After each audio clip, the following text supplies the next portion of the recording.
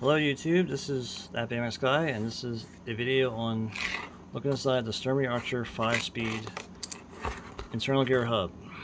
It is obviously 5 speeds. This one's made in 1968. So what makes it different from an AW is that it has an interesting extra shifter. In my case, I just got this cantilever like lever that I guess you would hook a shifter chain to, or a cable, and it pushes this guy into the hub, which pushes a gear inside to make it have a wider range. So we look at the specs. So there's a super low gear, which is a decrease of 33.5%. and a low gear that's a decrease of 21%. So you would shift the left shifter on this hub, it would give you 33% on the super low side. If you had it shifted and you went into the high side, it would make you have an increase of 50% versus 26.6. So what it does is it gives you a double overdrive pretty much. So you're already in direct gear, right? The outside gear is your direct gear, which would be, in this case, third gear. Fourth gear would be overdrive number 1, and then you shift this side, you get overdrive number 2. That's how it would kind of work. That's why we're going to take it apart and take a look. So I'll get this up in the stand. So the first thing I always do, well actually just make sure you got your tools. Make sure you got your 16mm. In my case it's a 15 modified to 16. Make sure you got a small screwdriver to get your cog off in this case. And some kind of adjustable or 5/8. Or 15mm actually. This 15mm will still work on these lock nuts. But yeah. We'll take off the axe nuts. Like so.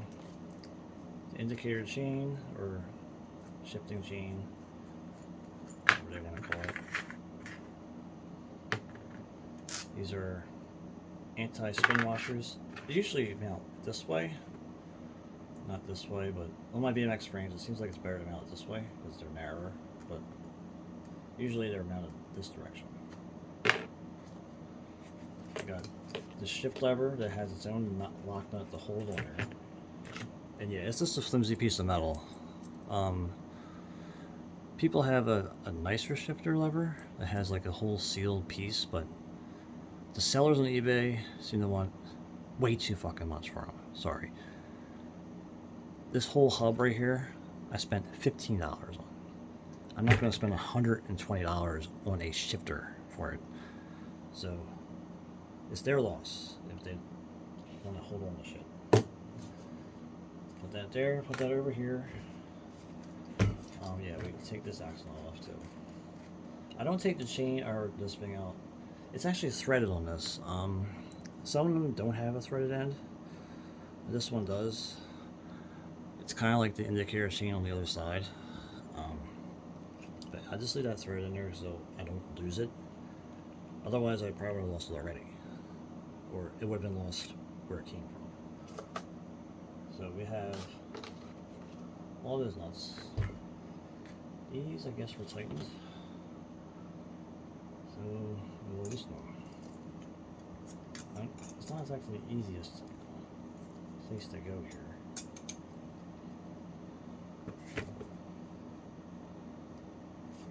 So we will look for the tool that I use. Well, anyway, looking for a wrench for it because it doesn't fit between that nut so easily. I guess it doesn't matter. Just trying to spin it out. I'll just do this. It's a very thin opening, and these cone wrenches like this style does, but this is obviously not the right size. It's the right size for here, so we'll just use it for that. There's the whole thing spins, it doesn't let go of the other part. So we don't have any outtakes for this, but we'll try.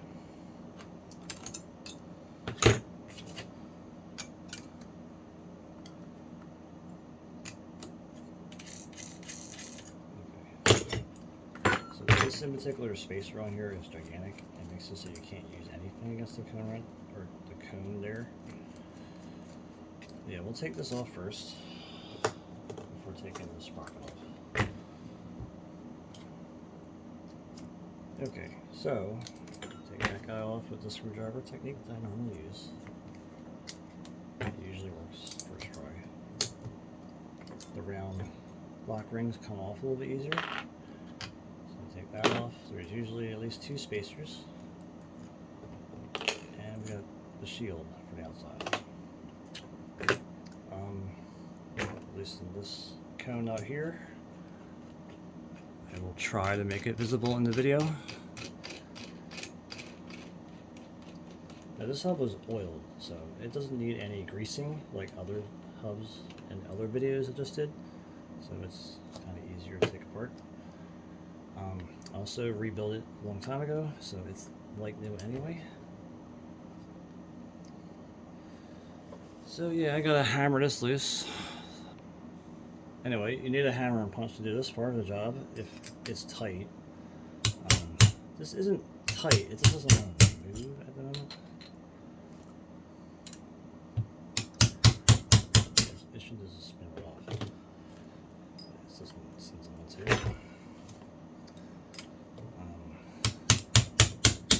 It feels like it's spinning.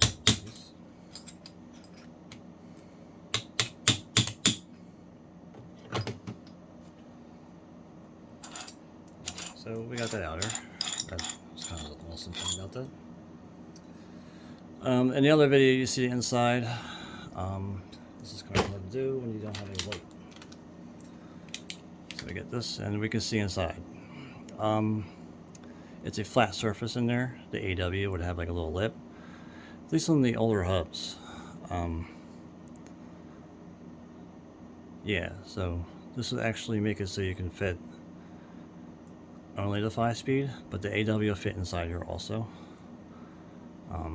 This is also when they started doing the pressed load gear ring. It's kind of chrome plated just like the rest of the hub in this case. So yeah, we got that off. So you can see the inside. It has the step planets. A lot of people were going over about making sure it spins freely, but I usually do that. But I'm going to edit it out of the other video just to make the video faster. Like this video is already 8 minutes. I'm not even taking the thing apart yet. So we're going to start taking this apart on the side. We'll try to. See, when you're working in your office, you don't seem to have much of space for things.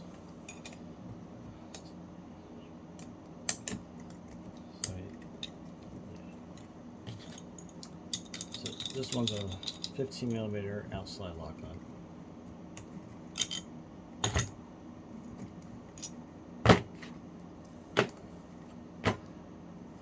I'm a little fidgety in this video.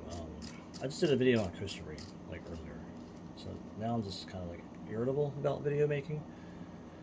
But anyway, I take this seed washer that kind of helps hold the drive side in place. I recommend always having it on there. If you don't have it on there, this side can spin and tighten against the hub or make it too loose or whatever, and it will screw up the whole hub. So at least with this one, it holds the hub still in place. We unscrew this guy. This is the drive side cone. I'm holding the clutch down against this ball ring here to make sure it doesn't fling the spring or fling anything.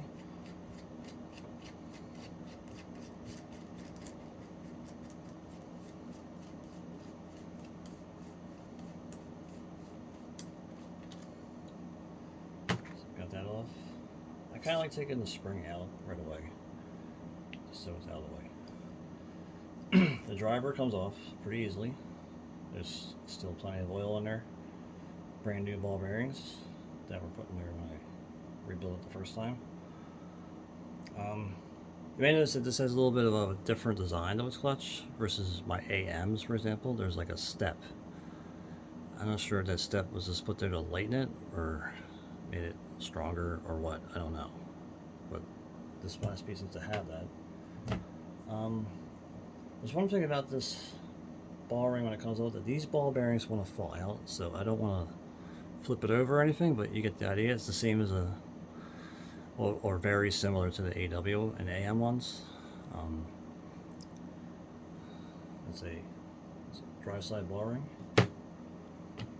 We have the planetary ring gear part, ring gear.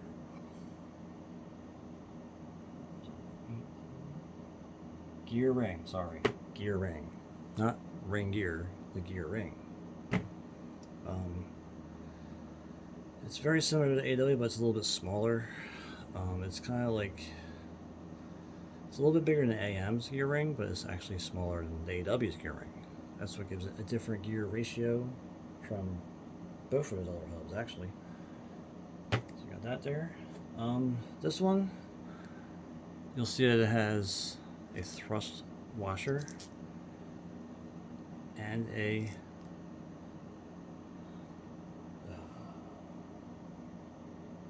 whatever this is, clutch ring, 45, thrust ring, sorry, it's a thrust ring. I gotta read about it. Wasn't really into it. This is the key ring that the indicator chain goes into. It threads into it. This obviously faces a certain way. This is the clutch. This is an older style clutch that I got in a parts surplus. Clutch that should come off. Okay, there we go.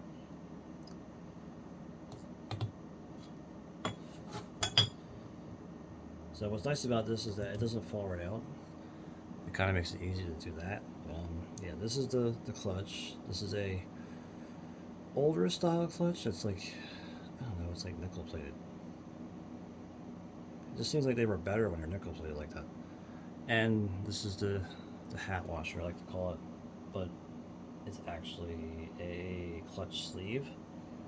So yeah, all that stuff's gonna be right here, where you can't see it all in the video. Over. That's there. Is that better? And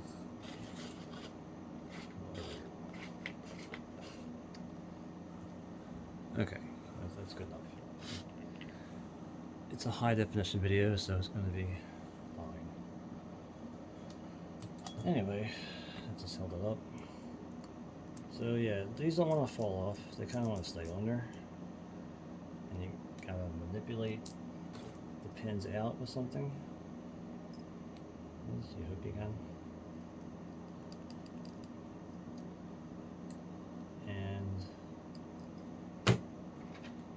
Since they're actually pretty precise in there, they don't want to come out.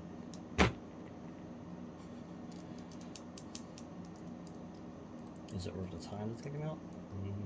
For video, yeah.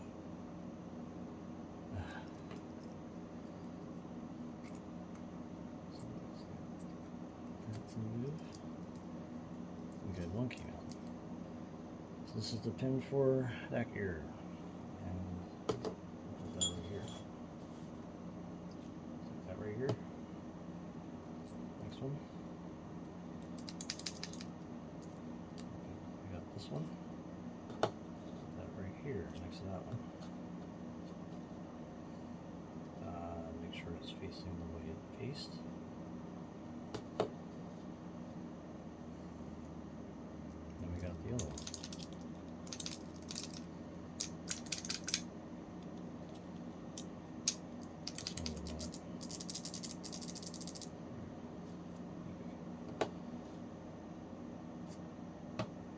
We got that out, and now this planetary case can pop right out.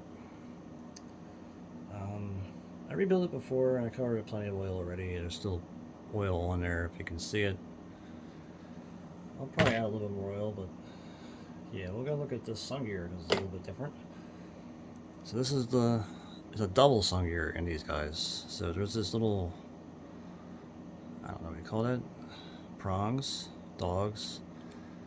So when this pin pushes this in, it pushes this into these dogs, and engages that sun gear. It's a bigger sun gear that's being engaged. As a default sun gear for the hub is actually the smaller one right here. But what it does is that it pushes the smaller one out of that little cradle it sits in and pushes this into this one. It's actually a pretty cool idea and design. And this one will spin freely. It's not in that. And I guess this one spins freely too. Yeah, so at least they don't bind it up. But it's a pretty cool design. I'll do a little bit closer. We're at 15 minutes of this video. But yeah, you can see how we got the step planets. There's not that much difference. Like this part of them is kind of the same as the AW in size versus the AM, where it seems like this is double the size of the normal AW gears. But yeah, they have these little time marks on them somewhere too. As you can kind of see that one. I say kind of. I don't think the camera's picking that up. It's at the top. Yeah, they do have timing marks. That makes it so it's kind of a pain. Also a pain to focus. But you get the idea. Anyway, the ball ring is basically the same as any other ball ring. There's 12 points of engagement inside, and it just spreads on to 3/16 bearings. You got that guy, 1/4" bearings, flat surface inside versus a lip surface. You can kind of see where the gears are rubbing the outside. And you can also see how whoever had this before me was using the vise. So that's probably why I was rubbing in the first place, is that they dented in the shell in certain places, which kind of sucks. But it's a 28 hole shell. I don't even know what the hell I'm going to use it on. Clutch is an older style clutch. It actually used to have a like, you see how everything's like a darker color? It had a darker colored clutch. Now, I'm not sure what that really makes a difference. But they use a different technique in hardening the surfaces of the metals, and it kind of looks like it's nickel plating. But yeah, I think the nickel plating is better than, you know, the hard coated oil, right? I guess that's what that is. Planetary cage has these paws or dogs on it that the clutch goes into. So as the clutch sits in there, it kind of has a pretty precise forward engagement when it's in the highest 2 gears, because that's what it'll do. It'll have instant engagement, or you won't have that AW slop that you get where you're going almost a 1/4 turn between the clutch banging against each pin of planetary gears.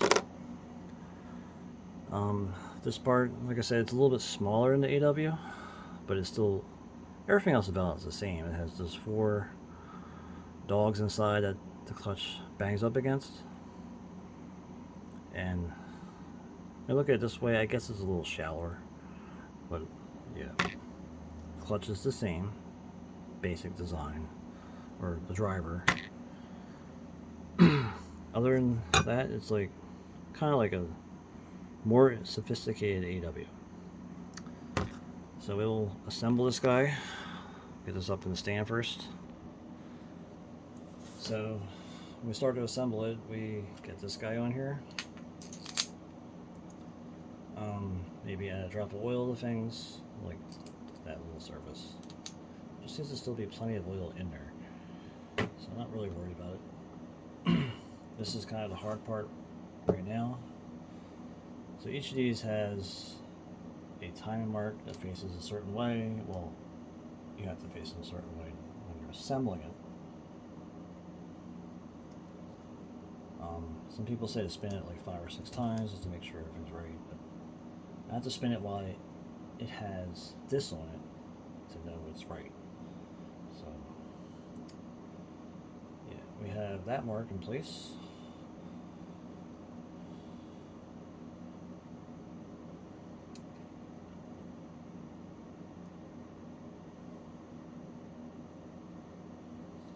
And yeah, I keep the pins with each, planet. and I try to make them face the same way that they were taken out.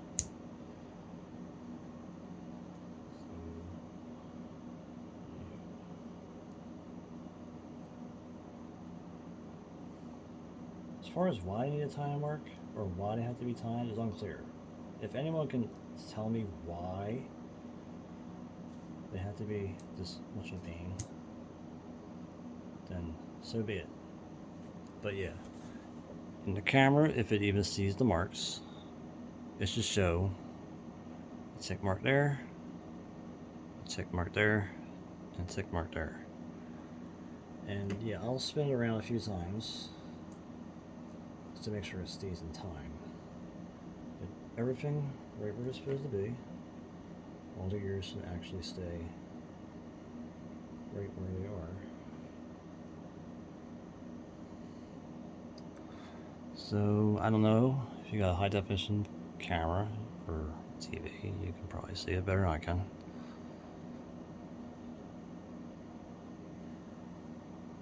So as I look at it, it looks like they're right where they should be. I'll spin it around with that on there too. So we stick the clutch's sleeve on there. Stick the clutch itself. Stick this clutch key in there with the little flat part facing up. It should stay facing up. This thrust washer actually helps keep it in place. And we got that washer. So that's all on there. The real test of fate is when you put this on here and it spins okay without jarring, and it spins fine. I spin it multiple times because I know a lot of people are messaging about the non-vocal video, so I'll spin it many times just to be sure of things. There we go. So we have that. Now I'm holding these paws down because they kind of like reversing themselves. But in other hubs, but in this one I don't seem to do that. Anyway, we don't put that yet. We got the ball ring. Put that on. Like that. I haven't put that on yet because we want to put this on first. This is the driver. Put the driver on. Put this guy on. This is the spring that holds the clutch in place. Thread on the drive side cone. Now I would smidge grease on it, but the problem is like I'm not using it, and I don't really think the grease makes that much of a difference. And yeah, I'm not using it. If I was using this, maybe I'd put grease there, but yeah. Just like if I was using it, I would put oil on things. But for the sake of time of the video, since it's already a very long video, it is 23 minutes, we will try to assemble the hub again. You know, it's obviously just as time like to put it together. So I get that hand tight, and if this one I actually go the full 1/2 because it's not wore out. The AM hub, that was wore out. It couldn't be that far. So we have this side on, we put this lockdown on. We got that key washer on there to hold everything still. We proceed to get our 16mm wrench that should fit over that thing.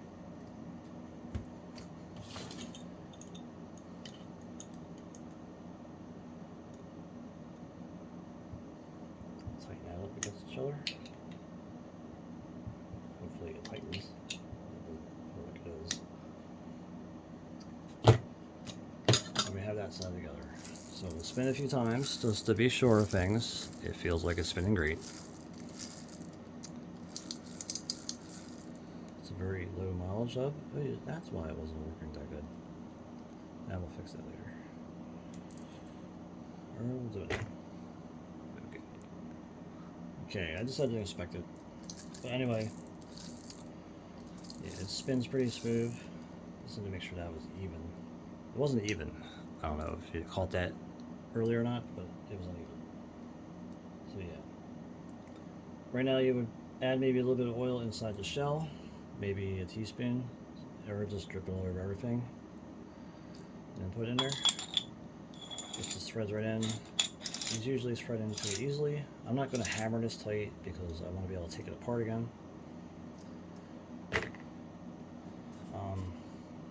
This is the non-dry side cone that has to be threaded on if it wants to.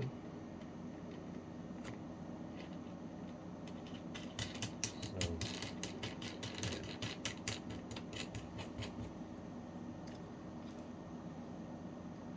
Get that on hand tight like so.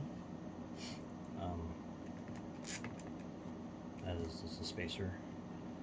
Stick this lock nut on here.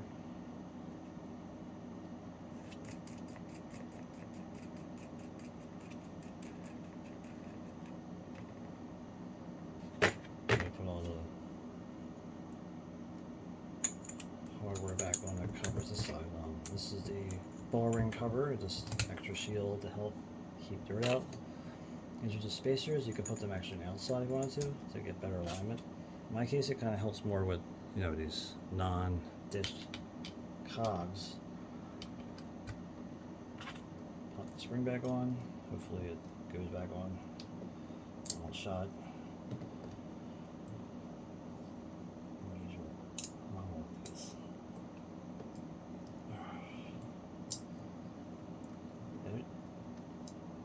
Yeah, the one I said was like a pain went right on. This one, on the other hand, the one that's normally easy isn't going on.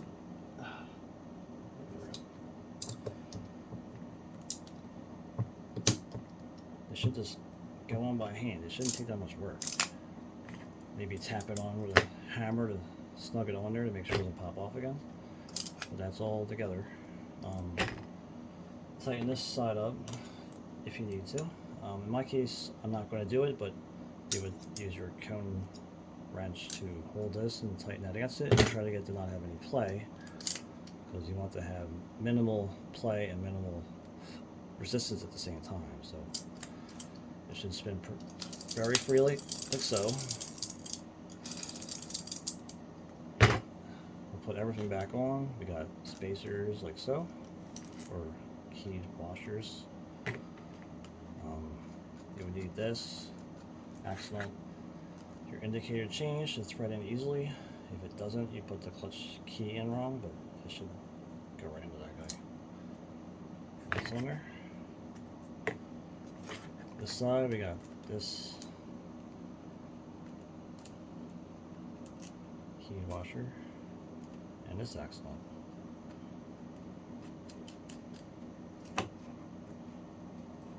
The thing about this is that you still got to use this shift lever, and it has to be fastened onto the outside of the axle nut.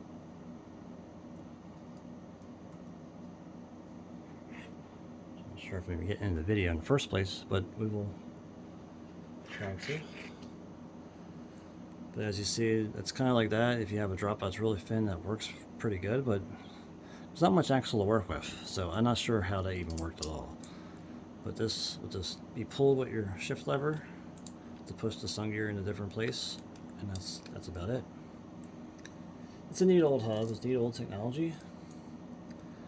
I do like to put it in my bike someday, but lately I just don't have the interest so much. Like I'm just busy with other things.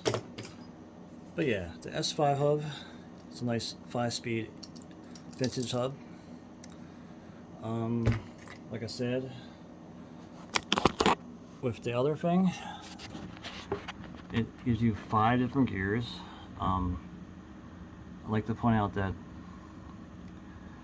the reason why you don't have 6 gears is because your direct gear is always the same no matter what. So if you change the sun gear in the middle, it's always the same speed because you're just using your outside gearing.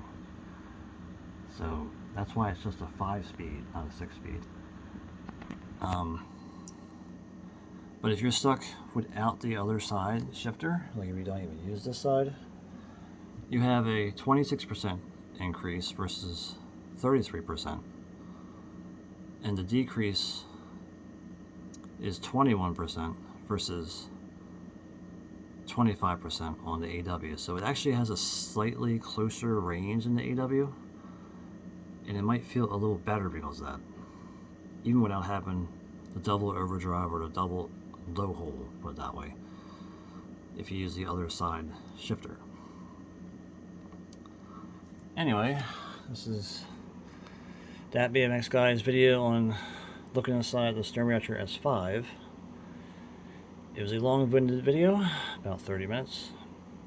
Anyway, thanks for watching, and hopefully you enjoyed exploring inside this hub.